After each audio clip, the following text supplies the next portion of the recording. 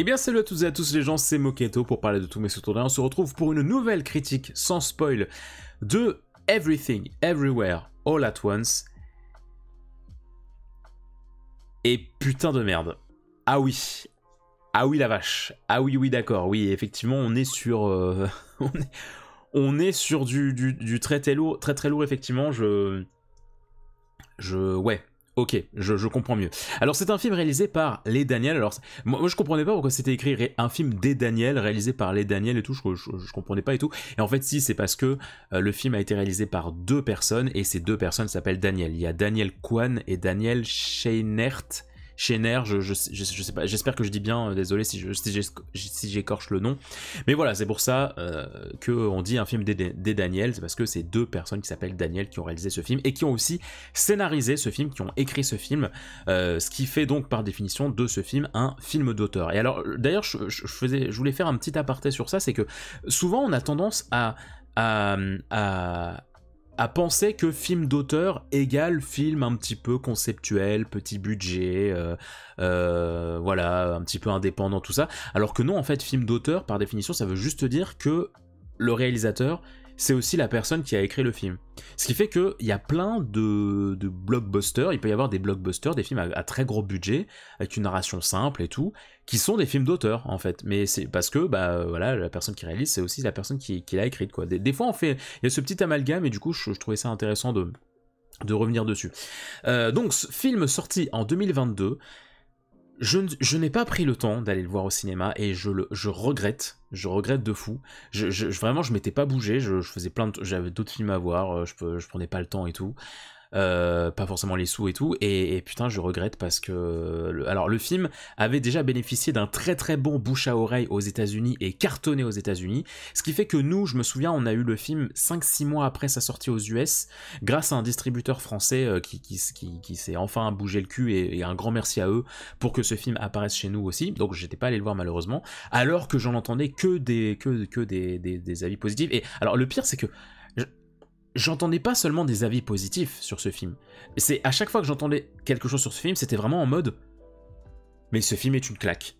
Ce film est un chef-d'œuvre, c'est un de mes films préférés. Enfin vraiment à chaque fois que j'en entendais parler, c'était en bien mais plus quoi. Tu vois ce que je veux dire? Et donc vraiment j'étais du coup très curieux de voir un petit peu de quoi était question. Enfin du coup, je savais que le film parlait du multiverse, c'était le thème du film, mais je savais pas plus que ça de choses dessus. Et alors, pour résumer brièvement le film, on suit l'histoire de Evelyn, une mère de famille qui tient une laverie avec Waymond, son mari. Et en fait, c'est une femme qui souffre, que ce soit professionnellement comme dans sa vie personnelle.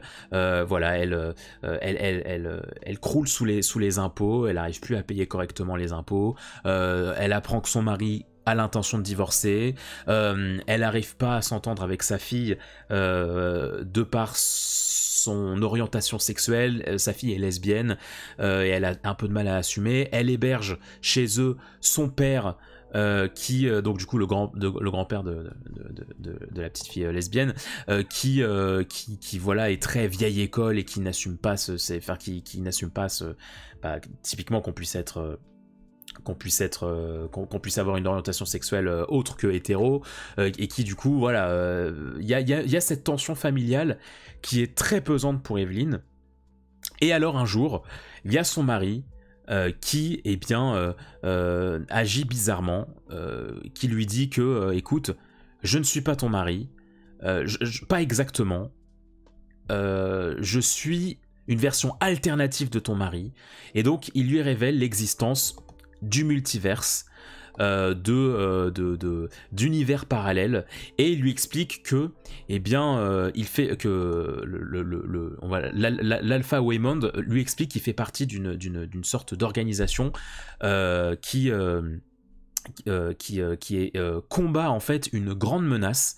Une menace qui s'appelle, alors faut que je retrouve le nom exact, Jobu Tupaki, voilà, à chaque fois j'ai du mal avec le nom, qui en fait est une entité qui menace le multiverse, qui tente de détruire chaque réalité. Et donc Alpha Waymond demande de l'aide à Evelyn, puisqu'en fait, d'une certaine manière, il lui explique que dès qu'on fait certains choix dans une réalité, cela crée une autre réalité et une version alternative de soi-même. Et en fait, Alpha Waymond va offrir à Evelyn un appareil qui lui permet de bénéficier de toutes les facultés que pourraient avoir ces versions alternatives d'elle-même. Et ce qui, du coup, lui permettra d'affronter à ses côtés Jobu Tupaki. Alors c'est un peu bizarre expliqué comme ça, mais en gros, ce qu'il faut comprendre, c'est que dès qu'on fait des choix ridicules, en fait, plus tu fais des actions ridicules, et plus tu crées une version de toi qui peut avoir des grands talents. Par exemple, je prends un exemple tout con, si Evelyn, elle se met à, je dis n'importe quoi, hein, je me souviens plus de tout dans le film, et je veux pas trop vous spoiler, mais si elle se met par exemple à manger une de ses crottes de nez, eh bien ça va créer un univers parallèle dans lequel elle sera une grande championne de kung-fu, et ce qui fait que le simple fait de manger sa crotte de nez, comme elle a un appareil qui la relie à ses versions alternatives, eh ben elle va récupérer les facultés de sa elle alternative, et donc du coup, d'un coup d'un seul, elle va maîtriser le kung-fu parfaitement.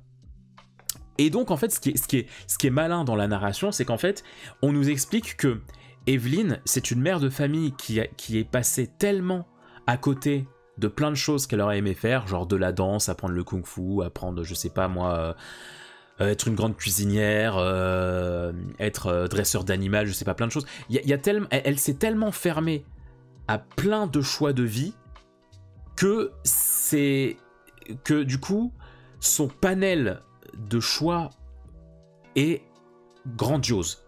Elle a tellement... C'était triste, mais j'aime beaucoup cette ironie dramatique, c'est que elle a tellement raté sa vie, elle est tellement passée à côté de plein d'opportunités que du coup, maintenant qu'elle a la possibilité de choisir les opportunités qu'elle aurait pu avoir, et bah, ça lui offre un panel de possibilités complètement fou, et donc elle peut maîtriser plein de choses en même temps, et donc c'est ce sur quoi elle va devoir travailler pour combattre les sbires de Jobu Tupaki et Jobu Tupaki lui-même.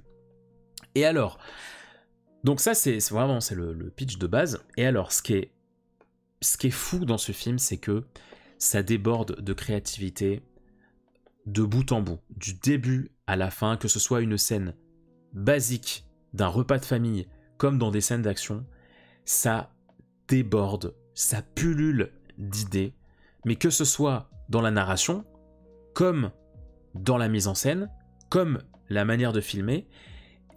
Et ce qui est génial dans ce film, c'est que c'est rempli à ras-bord de cet aspect multiversel, donc on va vraiment se balader entre plusieurs dimensions. Mais ce qui est génial, c'est que le film te trouve sans arrêt des manières de te guider pour ne pas que tu sois perdu. Et notamment, plusieurs fois, le film va s'amuser avec des changements de ratio, c'est-à-dire que tu vas passer du 16/9 à du 4/3, à du plein écran. Je me souviens plus c'est quoi le terme pour du plein écran, enfin où vraiment l'image prend tout l'écran. C'est pas le cinémascope, je sais plus. Mais bref, le film va régulièrement voilà, changer de format, changer de lumière, changer de type d'animation, enfin, tu vois, en fait, des fois le film va adopter un style de cinéma kung-fu, un style d'action, un style plus posé, un style de film un peu espionnage, un style de film un peu plus conceptuel, enfin, ça mélange plein de choses en même temps, parce que on est dans cette logique un petit peu grossièrement comme ce qui s'est passé avec Across the Spider-Verse, on explore différentes réalités, et dans chaque réalité, eh bien, il y a tout un panel, toute une charte graphique qui est amenée en même temps que l'exploration de cet univers. Moi, ce que j'ai adoré dans ce film, c'est que il va dans deux extrémités, mais il le fait bien. C'est-à-dire que il y a un aspect complètement délirant, comme je vous l'expliquais au début, il y a ce running gag de plus tu fais des trucs débiles, plus tu vas obtenir des pouvoirs craqués, plus tu vas obtenir des facultés très impressionnantes. Donc ça donne du coup des situations mais complètement loufoques, je vais pas trop vous les dire parce que je veux pas vous gâcher ce plaisir, mais ça offre des situations, t'es là en mode mais vous êtes mais complètement barré quoi de mettre ça quoi. Et juste après, tu vas avoir un discours ultra profond, ultra puissant dans son discours pour que ce soit d'un point de vue développement personnel comme pour parler de la famille, comme pour parler des regrets de sa vie amoureuse, de sa vie professionnelle, de ses choix de vie. Ça va vraiment dans du discours. Ça rentre même dans du métaphorique en fait, quand tu vois les mises en scène qu'adopte parfois le film. Des fois, on entre vraiment dans des choses métaphoriques. Les scènes, comment elles vont nous être présentées, comment elles vont nous être filmées, ça accompagne cette narration, ça accompagne le discours et les morales que veut te proposer le film, que veut t'offrir le film, et ça c'est quelque chose que j'ai adoré, et que, mais bordel de merde, mais pourquoi est-ce qu'on n'a pas ça plus souvent dans le cinéma, quoi, c'est-à-dire cette non-peur d'à la fois aller dans du what the fuck le plus total, sans pour autant délaisser du discours sérieux, concret, puissant et poignant quoi. Moi c'est ça que j'ai trouvé mais fou, et puis chaque personnage apporte une grande force sentimentale, que ce soit la fille comme le mari, qui pourtant ont leurs défauts, tu vois, genre je trouve que la mère, donc Evelyn, comme sa fille, comme son mari, c'est des personnages qui ont des défauts, qui ont vraiment des parties d'eux qui sont agaçantes. Mais le film va t'apprendre dans ce tracé de différentes réalités, tu vas rencontrer ces personnages dans plein de réalités différentes, et ce qui fait que tu vas finir par comprendre, tu vas ressentir une véritable attache pour ces personnages, et ça c'est... ça fait plaisir, tu vois, de voir des personnages qui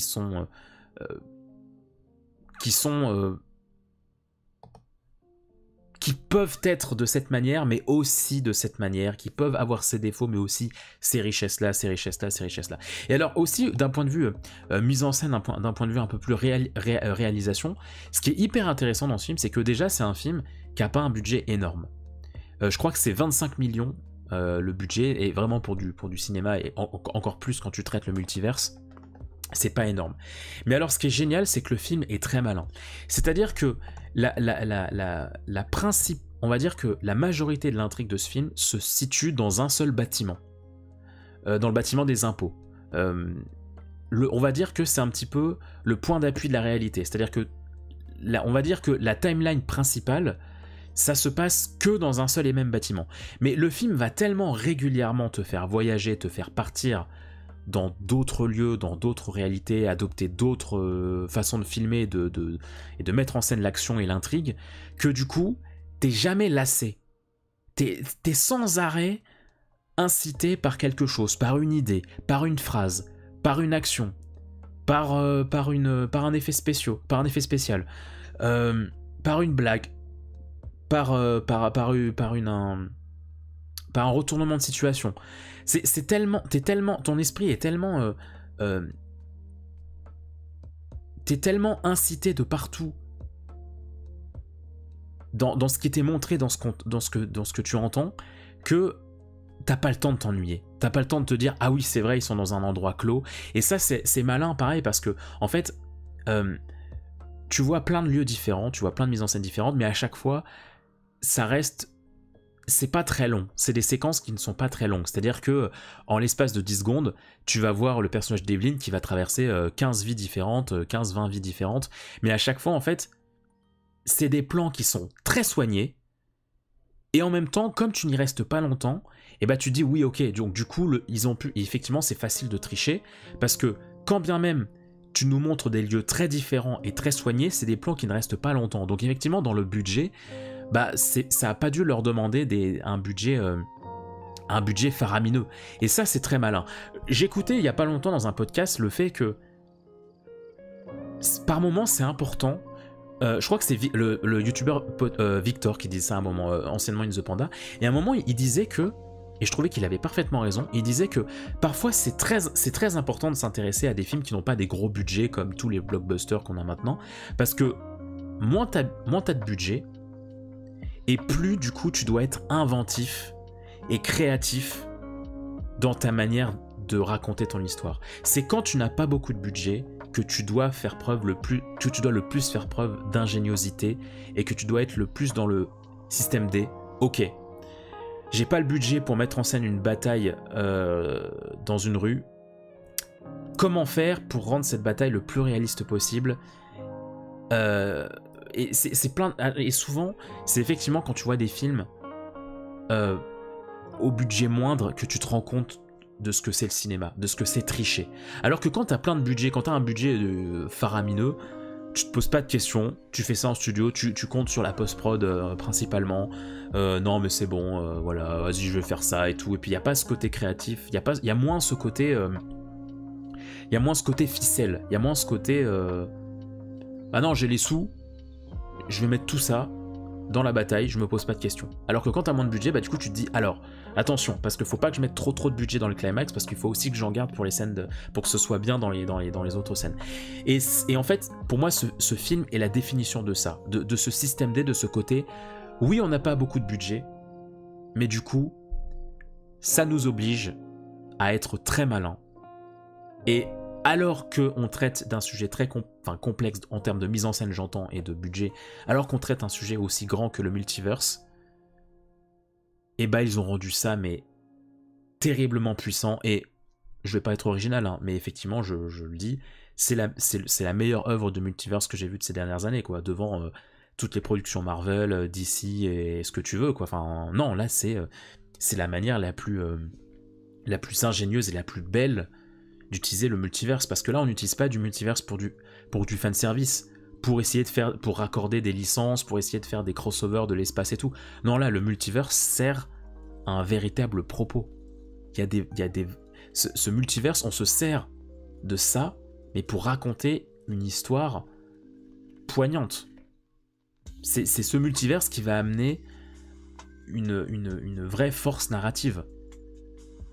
Et donc ouais, non, vraiment, c'est une expérience, mais folle. C'est vraiment ça le terme, c'est que c'est une expérience. Et c'est pas juste une expérience comme ça.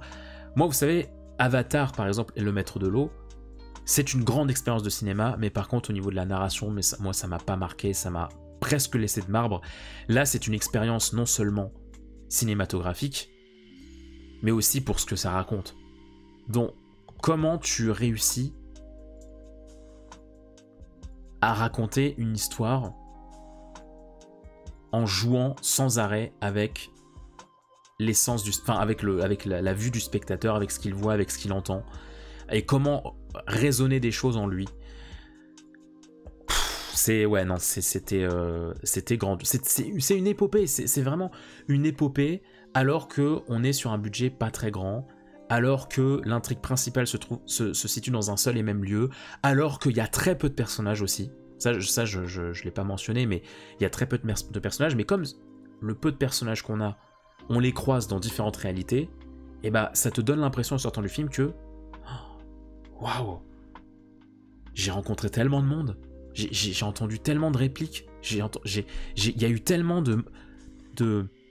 d'écritures différentes, et parce qu'on est malin, parce qu'on n'a pas un grand casting de personnages, mais ça fait rien. On va se servir du multiverse pour, démultiplier de la narration, des récits, des types de personnages. Et puis je reste assez évasif là-dessus, mais tout le travail autour de l'antagoniste aussi, j'ai trouvé ça brillant. Je trouvais ça brillant ce que ça raconte. La manière dont effectivement ça nous est amené, la manière dont ça part dans du what the fuck total et à la fois c'est effrayant, la manière dont ça se résout, ce qu'on veut t'expliquer derrière, le rythme que ça amène sans arrêt, et donc cette méfiance que tu as sans arrêt dans quel que soit l'endroit où tu vas, j'ai trouvé ça super. Vraiment l'antagoniste, l'aspect, le méchant, on va dire, à abattre, et j'ai trouvé ça trop chouette. J'ai trouvé ça trop chouette et terriblement, terriblement créatif. Terriblement créatif. Donc voilà, je ne peux que vous recommander à fond ce film. Et surtout, moi ce que j'adore, c'est que je le sais, c'est une évidence. Il faut que je le revoie. Je le reverrai et il faut que je le revoie parce que il y a beaucoup trop d'idées. Il y a beaucoup trop d'idées, il y a beaucoup trop de choses que je n'ai pas vues. Et maintenant que je connais toute l'histoire, eh bah, je vais être attentif à d'autres choses quand je vais le revoir. C'est un film tellement généreux que c'est un film, c'est sûr, qu'il faut revoir, qu'il faut voir, revoir, re-revoir pour ne serait-ce que comprendre toutes les mises en scène, voir tous les éléments qui sont glissés et pour essayer de reconnaître toutes les inspirations qu'il peut y avoir. Rien que pour ça, en fait, c'est un film à revoir et en vrai, j'ai hâte de le revoir. Je vais pas le revoir tout de suite parce que c'est vrai qu'il m'a pas mal... il m'a un peu secoué, tu vois, dans sa narration. Il m'a un peu secoué dans dans ses personnages. Et donc, du coup, oui, j'ai pas envie de le revoir tout de suite. Il faut le laisser un peu respirer, me laisser un peu digérer, si je puis dire. Mais c'est sûr que je le reverrai. Et encore une fois, c'est pour ça que je disais que j'étais deg de ne pas l'avoir vu au cinéma, c'est qu'au-delà du fait de ne pas avoir soutenu quand il était en salle, je suis deg parce qu'aussi il y a tellement... Enfin, en fait, j'aurais voulu vivre devant un grand écran, dans mon siège de cinéma, dans le noir, toutes ces idées de mise en scène de on change de ratio, on te fait voir 15-20 réalités en même temps, on joue sur la mise en scène de hop, on passe d'une réalité, et puis bam, la caméra elle bouge, et puis bam, on passe à une autre réalité, puis oh, le personnage il tombe, et puis bam, quand il tombe au sol, il est encore dans une autre réalité avec une autre animation, avec d'autres effets spéciaux et tout. J'aurais voulu voir ça. Surtout qu'il y a plein de scènes qui font qui brisent le quatrième mur en fait. Il y a plusieurs scènes, il y a plusieurs idées qui s'adressent directement au spectateur en fait. Vraiment le film te regarde droit dans les yeux et plusieurs fois te dit tu regardes un film. Mais c'est pas pour autant que l'histoire elle s'arrête. Et c'est pas pour autant qu'on va briser ton immersion et ton implication dans le film. Et donc rien que pour tout ça, moi je regrette de pas l'avoir vu au cinéma. Et le jour où il est rediffusé quelque part, j'irai le revoir avec grand plaisir. Voilà ce que j'avais à vous dire sur Everything, Everywhere, All at Once. Je recommande à fond ce film, vraiment, mais c'est un film comme ça... t'en as un tous les 10 ans, quoi. Enfin, qui est aussi créatif et aussi original, c'est tellement rare qu'il faut pas laisser passer ça, il faut regarder parce que ça t'en met plein la vue et ça c'est du putain de cinéma, c'est du putain de cinéma. Voilà, j'espère que ma critique en tout cas vous aura plu, n'hésitez surtout pas à mettre un petit pouce en l'air, à vous abonner et à activer la cloche pour être au courant de chaque sortie de vidéo et faut pas hésiter à aller visiter le contenu, le catalogue de la chaîne. Peut-être qu'il y aura du contenu supplémentaire qui pourra vous plaire dans ce que je fais sur cette chaîne. Plein de bisous les gens, prenez soin de vous, ciao.